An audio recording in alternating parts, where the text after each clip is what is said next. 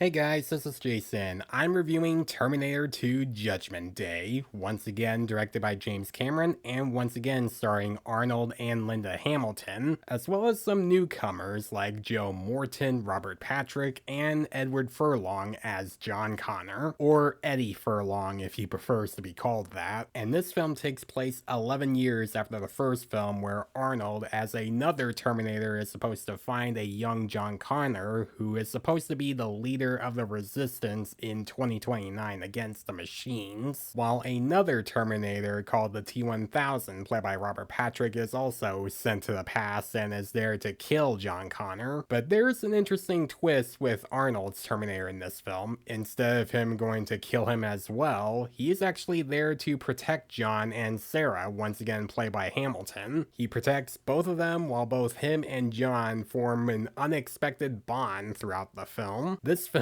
did very well when it first came out. It became one of the most highest grossing films in the box office in 1991. Critics and audiences loved it and said that this is the best Terminator film in the franchise, and I'm one of those people as well. I mean, I love the first Terminator, but this film is easily my favorite Terminator film in the franchise because it has more of an investing story going on, it has some of the best action and chase sequences in the franchise, and it has a great villain, and it's one of the first films to use CGI back then. I remember watching this film in my teen years when my mom bought the DVD for me and my brother, and for some reason we watched this film before getting to the first film, so I mostly learned about the main characters from this film before getting to the first film and before getting to the other Terminator films. And then I eventually later watched those films where, of course, the first film is great, but the rest, they're really not. And I'm actually okay with that because this film does stand out as its own film where you can watch it as its own thing, even if they do explain some of the events that happened in the first film. And this movie does also change some things from the first film because, like in the first film, Arnold is the main villain, but instead, in this film, he's the main hero. And Arnold has had a lot of films like that after the first Terminator film, where he would be in a lot of action films where he would be the main hero of those films, with movies like Predator, The Running Man, Total Recall, Kindergarten Cop.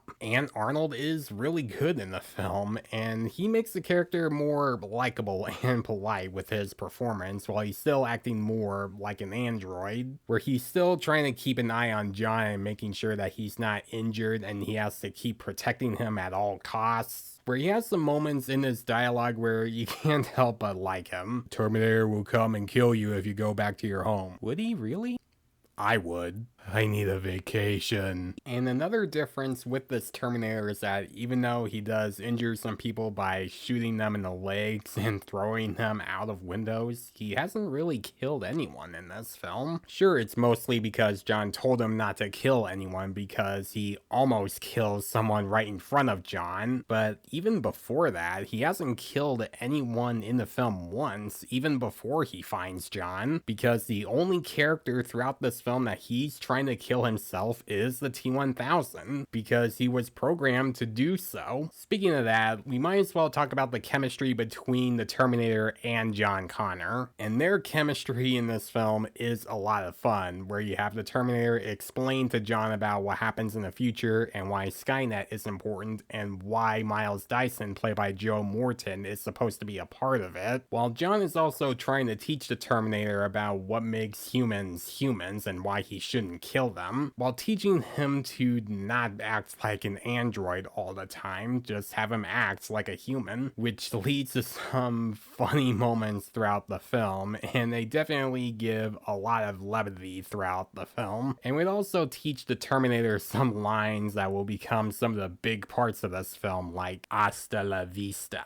baby," while also giving the film some funny moments and giving the story some more levity so that it's not entirely serious. And in a way, this movie is kind of a precursor to some animated films like The Iron Giant and Big Hero 6, because both of them do relate to a little kid that later finds a robot and befriends with the robot, and he teaches the robot how to do certain things that are supposed to make him want to help. Like, you can definitely see the similarities in all three of these films, and you can see why Terminator 2 was one of the first films to have that. Let's also talk about Eddie Furlong in this film, who is really good as John Connor. I mean, we already know that from watching this film, but even from one of his earlier films, he gives a really good performance, making the character likable and fun, and he has some emotional moments as well, especially in the ending, which no spoilers of course, where you get to feel emotionally invested in the character, where the character does start out as a bit of a punk, where he doesn't like living with his adopted parents and he likes to steal some money from ATMs and sneak into Galleria malls just to play some arcade games. But when he sees a Terminator from the future is trying to kill him, he has to put all of that beside him and try to survive and get his mother's help to do so. But he still has a lot to learn because he's the future leader of a resistance, where he can be a little naive and let some of his emotions get the best of him. And when you see him learn that throughout this film, it makes him a very compelling character. Now let's talk about Sarah Connor, played once again by Linda Hamilton, who is completely different in this film compared to the first film, where she starts out as a regular normal girl who is trying to have a normal job but is also trying to survive because the Terminator is trying to kill her and she doesn't understand what's going on. Now she is more experienced, where she's more tougher, she can get herself out of a bad situation, and she can show you that she is not screwing around. And she is awesome in this film. Linda Hamilton is fantastic as the character. She makes the character one of the best parts of the film and has some emotional moments as well. Then there's the T-1000, played by Robert Patrick, who is a new advanced Terminator that can turn into liquid metal and shapeshift into anyone he sees and turn his hands into sharp weapons like knives. He is a terrifying villain every time he comes on screen, and the CGI on him definitely shows that. Now, some people in today's time would say that the CGI is dated. They would say it was a little goofy and cartoony on the T-1000, and they wouldn't think it's convincing.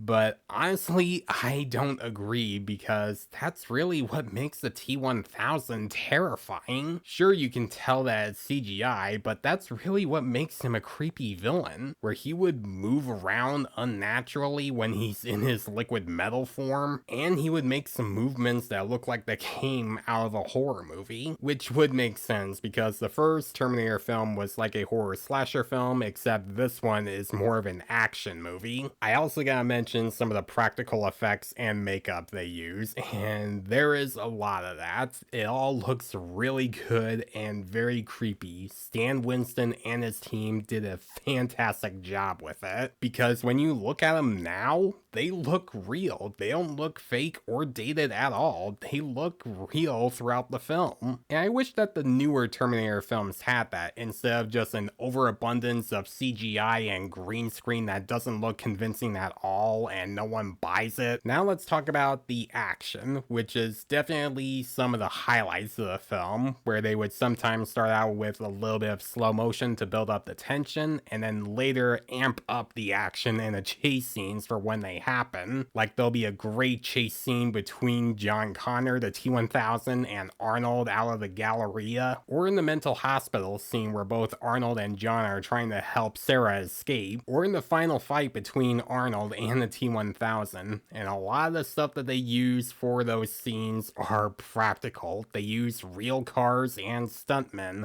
throughout all of these scenes. It doesn't look fake, it doesn't look dated. They used a lot of real stuff for those scenes. Sure, there'll be times where they would use CGI on the T-1000, of course, because he's liquid metal, but for the most part, a lot of the stuff is still some of the real stuff. Now for the ending, which no spoilers, of course. All I'll say is, if you like these characters and you are invested in them, then you might want to bring a box of tissue with you, because you might get a little teary-eyed with how this movie ends. Guys, Terminator 2 Judgment Day is one of my favorite movies of all time. It's definitely the best Terminator film in the franchise. It has some of the best action, it has great characters that you get invested in, really good makeup and practical effects, and it's easily the one one Terminator film I feel like watching the most. And in my mind, and in pretty much everyone else's minds as well, prefer this to be the ending of the Terminator franchise. That's how the franchise ends for me. They would not make another sequel in this franchise. They would not constantly milk the franchise without using the same director, and they wouldn't ruin the entire story or the character.